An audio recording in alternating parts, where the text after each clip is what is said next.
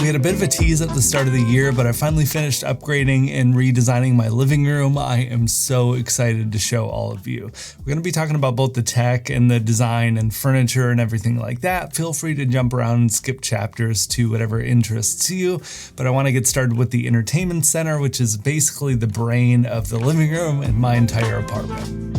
First and foremost, the star of the show is my brand new TV. This is the 65-inch LG C4 OLED. After more than a decade with my old LED TV that was slowly breaking on me, I am so happy to finally have upgraded. I've used the LG C2 as my main computer monitor for the past couple of years and absolutely love it, so I didn't really have a lot of surprises here.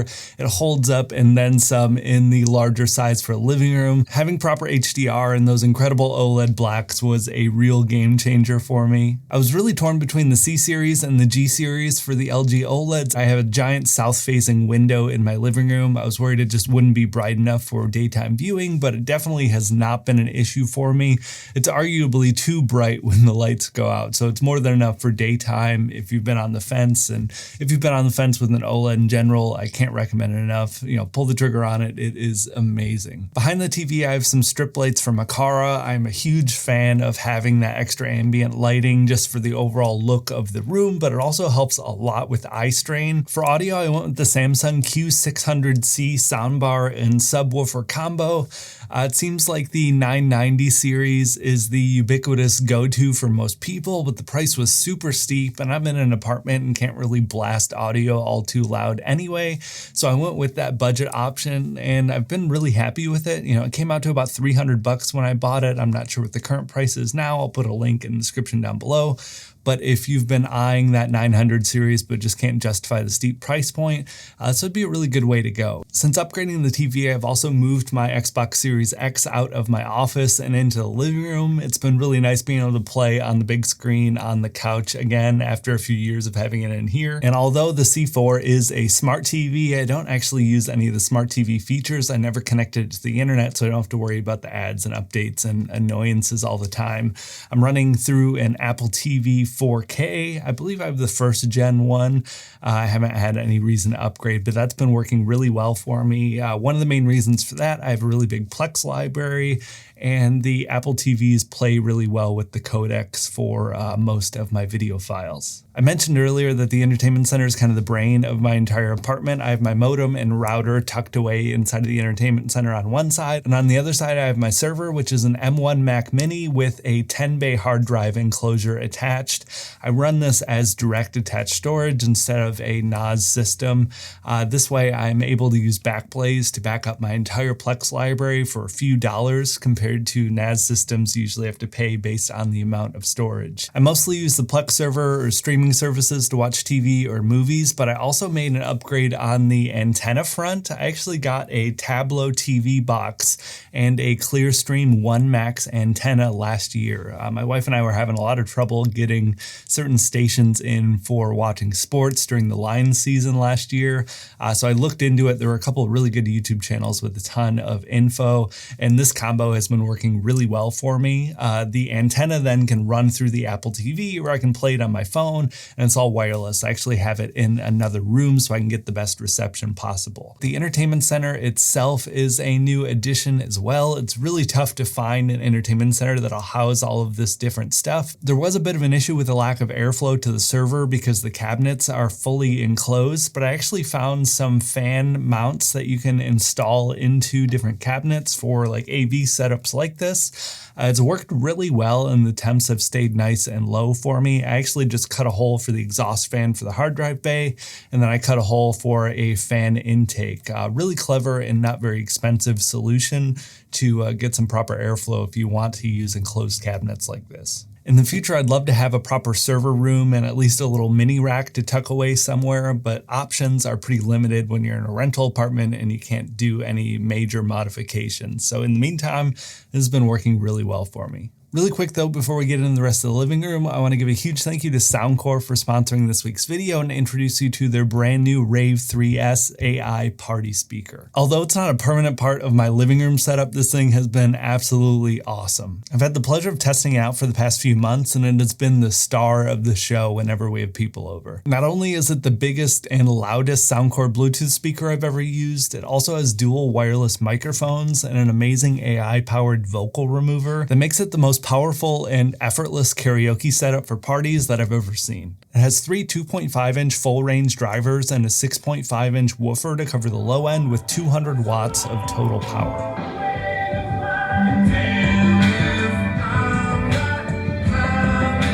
The sound is crystal clear even at higher volumes. It can definitely handle a large space if you're having a big party, and the low end range is really strong with Soundcore's bass up technology. It's a great party speaker with that alone, but there is so much more to it. Clipped in the back, you have 2 wireless microphones. They're synced up by default, so there's no fussing around with connections. It's really nice not to have to worry about that sort of thing when you're in the middle of a party, especially if you have some less technical inclined guests. The microphones have 4 different volume levels to really dial things in. There's built-in reverb and vocal enhancer settings, and the best feature of all, the AI vocal remover. It works so well, it really feels like magic.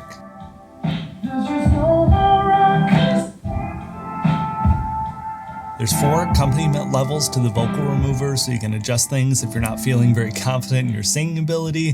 This really helped break the ice a bit when I had some friends over to test this thing out. At the highest level though, it's pretty astonishing. The vocals are basically gone, which means you can play songs from any music streaming service you want.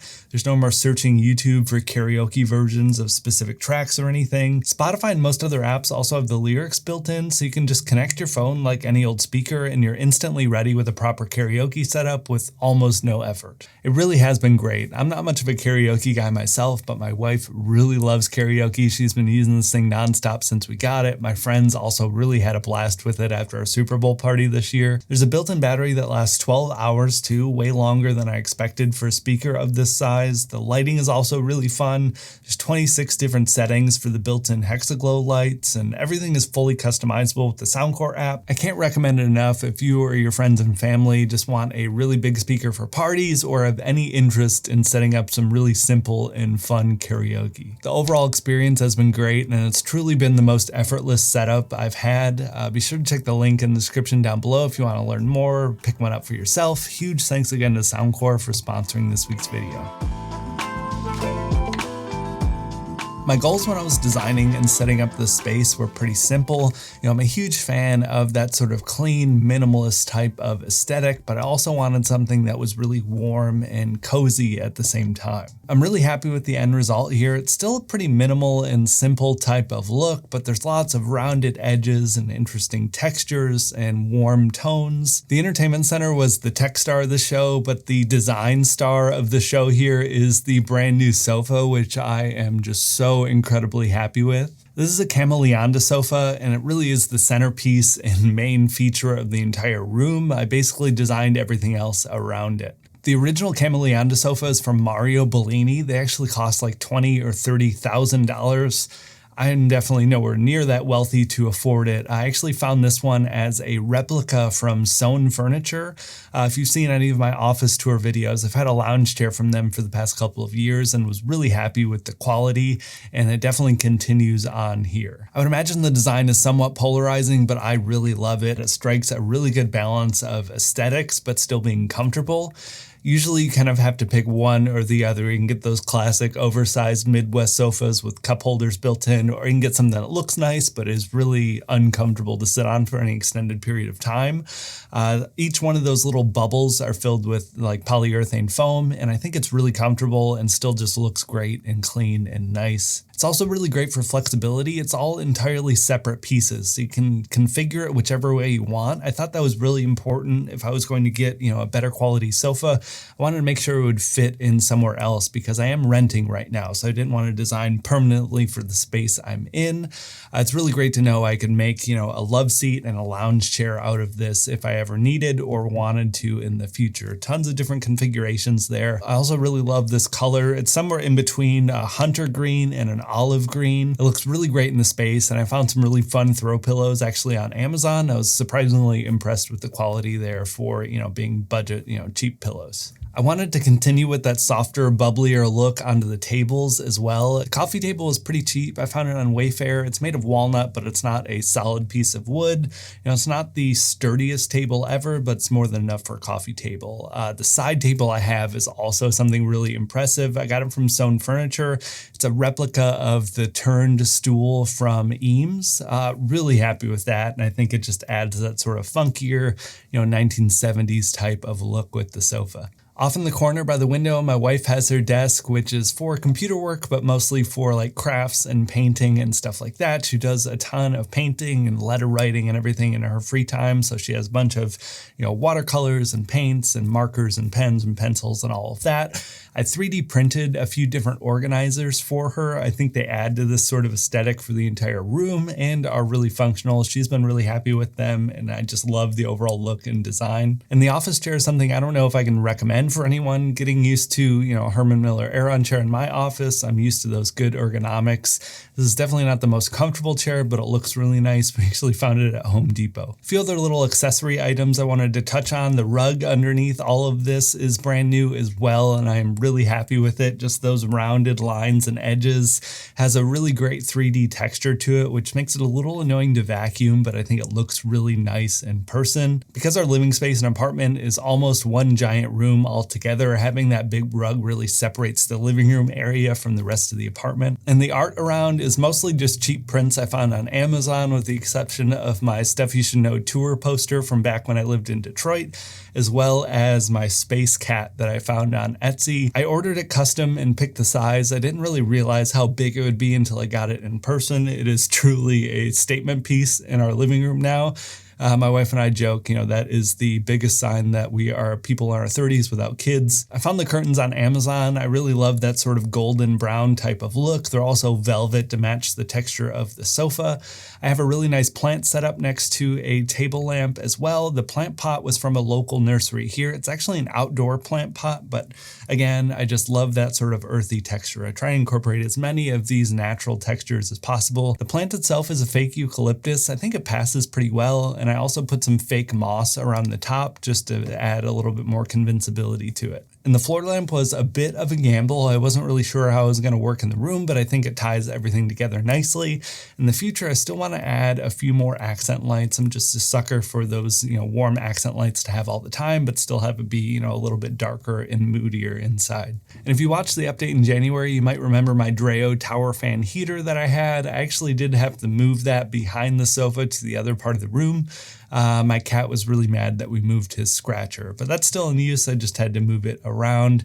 And speaking of behind the sofa in the other part of the room, that is actually a whole other area that I was hoping to have done in time for this video, but I kept postponing and trying to figure out how I want to do it properly. So I'll probably do a separate video back there.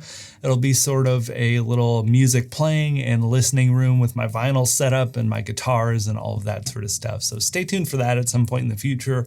Whenever I can finally finish it up, I'll be sure to update everyone. Let me know if you do want to see that too before I put in the effort. I like to try and make things that are all interesting for you. But that is the end of the video. I probably forgot a thing or two, so feel free to leave a comment or question down below if you want to chat about it. It's been really fun. I was on a pretty tight budget with all of this, but I think all in all, it came out really nice. The apartment just looks so nice and luxurious, but also warm and cozy and comfortable. Really happy with the setup now. Thank you all so much for watching, and I'll talk to you in the next one.